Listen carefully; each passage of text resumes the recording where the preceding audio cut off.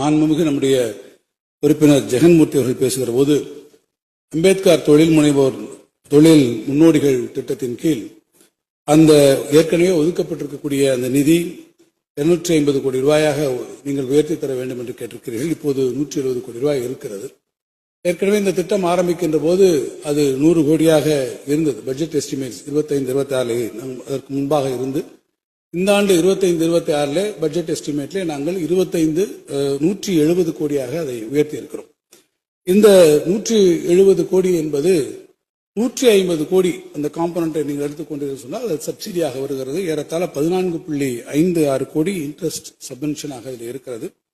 5.46 கோடி என்பது அதில் ஒரு ப்ரொஃபஷனல் ஃபீ என்கின்ற வகையில் அதனுடைய காம்பனன்ட்ஸ் அதிலே அமைந்திருக்கிறது.